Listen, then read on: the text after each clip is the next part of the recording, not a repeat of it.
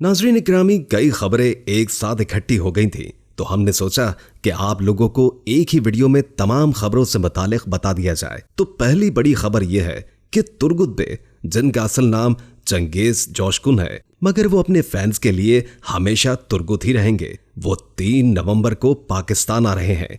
Assalamu alaikum Pakistan. As I promised, I'm gonna be soon in Pakistan. I'm really excited for this. See you very soon. Hopefully, we're gonna meet together in Pakistan very, very soon. So I'm very excited to be there in Pakistan. See you soon. Bye. मगर वो अकेले नहीं होंगे, बल्कि उनके साथ Bamsi बे भी होंगे। यानी कि तुर्गुत बे को पाकिस्तान में देखने का मौका शायकीन को मिल रहा है। और वो यहाँ किस मकसद के लिए आ रहे हैं वो तो आप समझ ही चुके होंगे कि वो जे डॉट परफ्यूम के ब्रांड एम्बेसडर हैं। और इसी सिलसिले में इन दोनों अदाकारों की पाकिस्तान आमद हो रही है। बामसी यानी कि नूरुद्दीन तो पहले भी पाकिस्तान आए थे और उनके साथ आर्तुक बे भी थे, मगर अब की बार नूरुद्दीन के साथ चंगेज जोशकुन होंगे। देखना यह है कि पाकिस्तान आमद के बाद इन दोनों की क्या मसरूफियात होंगी और ये दोनों अदाकार पाकिस्तान में किसी पब्लिक प्लेस पर जाकर अपने मद्दाहीन को खुद से मुलाकात का मौका देंगे या नहीं। जैसे कि हमने आपको बताया कि बामसी बे के साथ पिछली बार आर्तुक बे भी आए थे, तो आर्तुक बे के मुतालिक एक इंतहाई अफसोसनाक खबर हम आपसे शेयर करने जा रहे हैं कि उन्हें फेफड़ों का कैंसर हो गया है। और उन्होंने अपने इंस्टाग्राम अकाउंट में अपने मद्दाहीन से गुजारिश की है कि उनकी सेहतयाबी के लिए दुआ करें कि अल्लाह ताला उन्हें सेहत अता करे। बिल्कुल नाजरीन, हमारी अल्लाह ताला से दुआ है कि आर्तुक बे को शिफाए कामिला आजिला अता हो। ये उन चंद लोगों में से हैं जिनका धीमा अंदाज खामोशी में भी बहुत कुछ कह जाता है।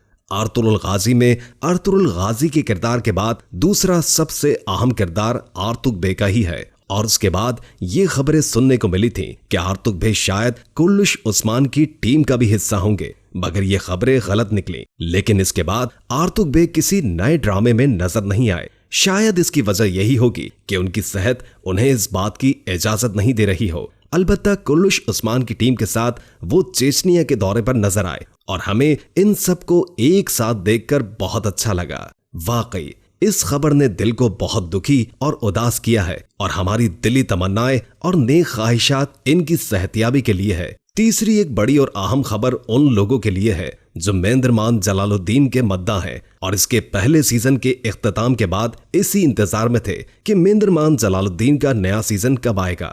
तो उनके लिए ये खबर है कि इसका दूसरा सीजन आप लोग नहीं देख सकेंगे क्योंकि ये प्रोजेक्ट खत्म कर दिया गया है। अब सवाल ये पैदा होता है कि मेंदरमान जलालुद्दीन का दूसरा सीजन क्यों नहीं आएगा और ये प्रोजेक्ट क्यों खत्म कर दिया गया। तो इसकी वजूहात एक नहीं बल्कि कई हैं। नंबर 1, मेंदरमान जलालुद्दीन को वो पजीराई नहीं मिल सकी जिसकी तवक्को की जा रही थी। और तारीखी ड्रामे आप लोग जानते हैं कि भारी बजट मांगते हैं, तो इतना पैसा लगाकर अगर ड्रामा रिटर्न में व्यूज सही तरह ना ले सके तो कोई फायदा नहीं। इसकी एक मिसाल हमारे सामने सुल्तान फातेह पर बनने वाली ड्रामा सीरीज भी है, जिसे शायद 7 इक़्सात के बाद ही बंद कर दिया गया था। और इसकी वजह यही थी कि आवाम में उसे वैसा एक्सपोजर नहीं मिला जिसकी तवक्को की जा रही थी। और यही खबरें पिछले दिनों बारबो सलार के बारे में भी गर्म थी कि बारबो सलार को बंद किया जा रहा है, मगर फिर यह फैसला हुआ कि डायरेक्टर और स्क्रिप्ट राइटर को बदल कर देखा जाए और नतीजा हमारे सामने है कि एक बेहतरीन अंदाज का बारबो सलार हम देख रहे हैं। नंबर 2, अगरचे ये ड्रामा उज़्बेकिस्तान के ताउन से बनाया जा रहा था तो महमद बुज़दैक को उम्मीद थी कि इन दोनों ममालिक का ज्वाइंट प्रोजेक्ट होने की वजह से तुर्की और उज़्बेकिस्तान में इस ड्रामे के रिकॉर्ड व्यूज होंगे, मगर ऐसा ना हो सका।